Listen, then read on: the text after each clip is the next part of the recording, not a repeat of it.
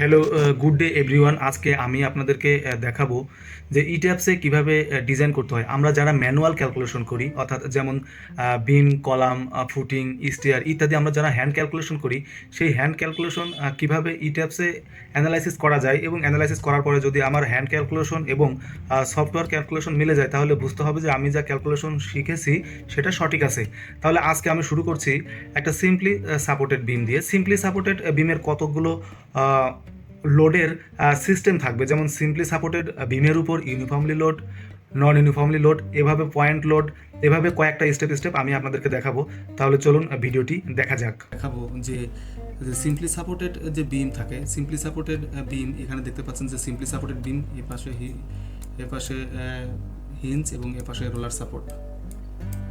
এখানে আমি manual calculation দেখাবো। ম্যানুয়াল ক্যালকুলেশনে যদি আমি সিম্পলি সাপোর্টেড বিমের দেখি, এখানে দেখতে পাচ্ছেন যে স্প্যান 10 ফিট এবং লোড 150 পাউন্ড পার ফিট।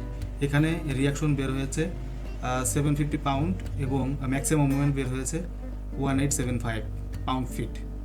এবং এটার ম্যাক্সিমাম ডিফ্লেকশন যদি চিন্তা করি তাহলে হয়েছে 0.00808189.7। ঠিক এই হ্যান্ড ক্যালকুলেশনটা আমি ওয়ার্ড ফাইলেও দেখিয়েছি। ওয়ার্ড ফাইলে আমরা যে ক্যালকুলেশনগুলো দেখছি যে বা আমরা ক্যালকুলেশন যেভাবে করি সেটা আমরা দেখবো যে ইট্যাপসে করলে আসলে বিষয়টা কেমন দাঁড়ায়। আমি অলরেডি ইট্যাপসে এটা ড্রয়িং করেছি। আপনারা যারা ড্রয়িং সম্পর্কে ধারণা নিতে চান তারা আমার পূর্বের যে ভিডিওগুলি আছে ওইগুলি দেখবেন। আমি আরেকটা উইন্ডো অ্যাড করলাম। এখানে দেখতে পাচ্ছেন যে লেফট উইন্ডোতে দেখি, এটা দেখতে পাচ্ছেন এলিভেশন। আমি একটু 3D ভিউতে যাব। 3D ভিউয়ে আসলে একটু যে পিছনের যে উইন্ডো,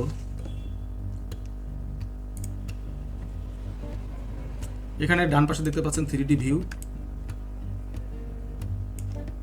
আর এই পাশে দেখতে পাচ্ছেন এলিভেশন ভিউ। আমরা যদি একটু প্ল্যানটা দেখি,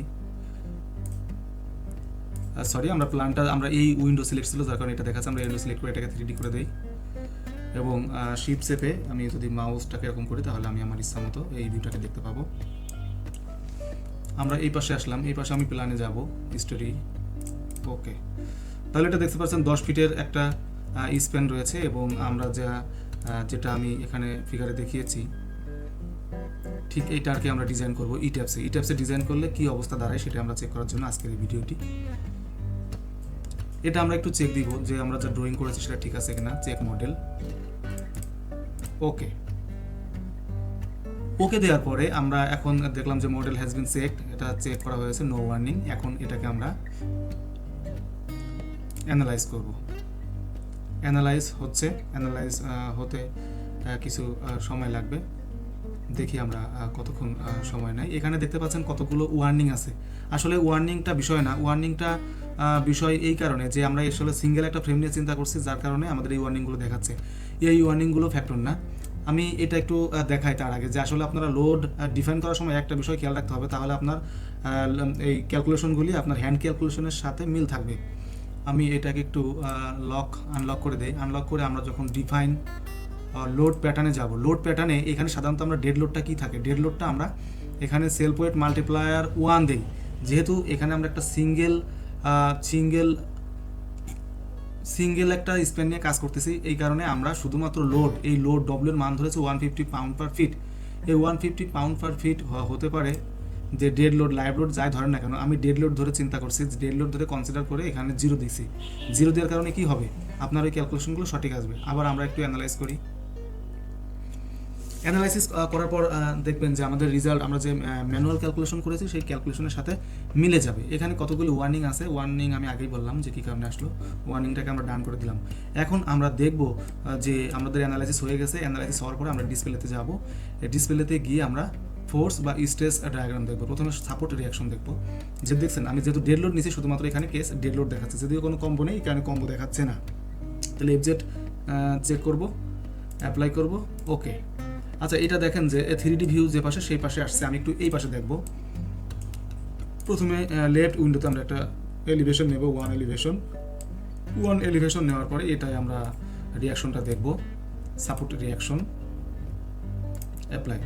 দেখেন দুইটা 0.75 এবং এই পাশে ডান পাশে সাপোর্টও 0.75। আমরা একটু ম্যানুয়াল ক্যালকুলেশন যদি দেখি, ম্যানুয়াল ক্যালকুলেশনে দেখতে পাচ্ছেন যে 750 পাউন্ড অর্থাৎ 750 পাউন্ড ওখানে কি আকার দেখাচ্ছে, এখানে 0.7।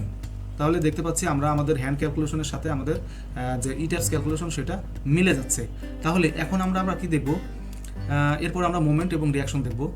আমরা যদি আবার ডিসপ্লেতে যাই, ফোর্স বাই স্ট্রেস, আমরা প্রথমে একটু আমরা শেয়ার ফোর্সটা দেখে নেব।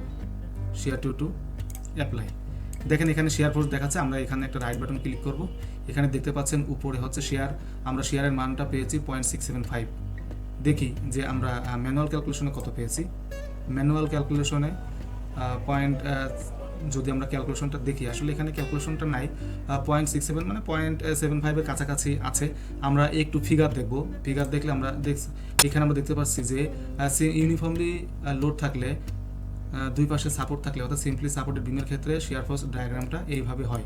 দেখি আমাদের ডায়াগ্রামটা এইভাবে হয়েছে কিনা। আমাদের ডায়াগ্রামটা এইভাবে হয়েছে, তাহলে ওকে। আর 0.675 হয়েছে যেটা শেয়ার ফোর্স ডায়াগ্রাম, ওকে। এখন আমরা মোমেন্ট ডায়াগ্রামটা দেখতে পাচ্ছি, মোমেন্টে আসছে কত, 1.81 কিপ ফিট। আমরা দেখি ফিগারটা মিলে কিনা।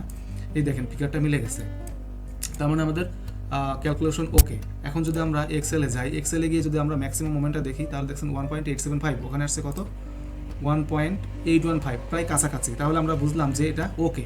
এখন আমরা দেখতে পারি যে ডিসপ্লেসমেন্ট হয়েছে কত, এই যে ডিফ্লেকশনটা আমরা দেখতে পারি 0.0060। আমরা ম্যানুয়াল ক্যালকুলেশনে যদি দেখি যে ডিসপ্লেসমেন্ট আসছে কত, 0.008 আর 0.0061 প্রায় কাছাকাছি। তাহলে ভিউয়ার্স আমরা বুঝতে পারলাম যে আমাদের ক্যালকুলেশন ওকে। যারা আমার এই ভিডিও দেখছেন, ভিডিওটা যদি বিন্দুমাত্র ভালো লেগে থাকে তাহলে অবশ্যই লাইক কমেন্ট শেয়ার করবেন। আমি এখন আপনাদেরকে একটু দেখাবো যে এইটার যখন অ্যানালাইসিস হওয়ার পরে যে ডিফ্লেকশনটা হয়, ডিফ্লেকশনটা যদি আমরা একটু প্লে করি, তাহলে প্লে অপশনটা এখানে দেখা যাচ্ছে না, আমি একটু এটা আনলক করি। আনলক করার পরে যদি আমরা এই আমাদের স্ক্রিনটাকে একটু যদি বড় করে নেই, ওকে। এখন আমি একটু আবার অ্যানালাইসিস করব।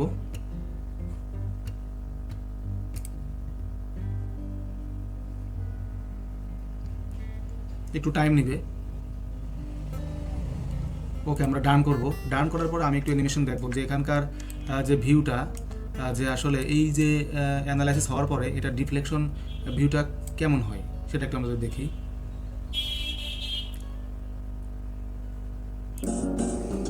এখানে আমরা দেখতে পাচ্ছি যে এই যখন অ্যানালাইসিস হচ্ছে তখন এই রোলার সাপোর্টটা কি হরিজন্টালি এটা মুভ করছে এবং বাম পাশেরটা ফিক্সড হয়ে আছে। এভাবে আমরা একটা ডিজাইন করতে পারি। তাহলে এইভাবে আমরা যে কোনো স্ট্রাকচারের হ্যান্ড ক্যালকুলেশন করে এবং এক্সেল শিটে আমরা যদি ক্যালকুলেশন শিট বের করি, এইভাবে করে আমরা সহজে বুঝতে পারবো যে আমাদের অ্যানালাইসিস ঠিক আছে। ভিউয়ার্স, আমার এই ভিডিওটি যদি আপনাদের বিন্দুমাত্র ভালো লেগে থাকে অবশ্যই লাইক করবেন, কমেন্টস করবেন, শেয়ার করবেন। আর আমি আপনাদের সাথে শেখার জন্যই আজকের এই ভিডিও প্রোভাইড করছি। আমার যদি কোনো ভুল ত্রুটি হয়ে থাকে সেক্ষেত্রেও আপনারা সাজেশন দেবেন, আমি সেই হিসাবে নিজেকে শুধরাই এবং আমি শিখতে চাই আপনাদের কাছ থেকে। আর শেখার উদ্দেশ্যেই আজকের এই ভিডিওটি আপলোড করলাম।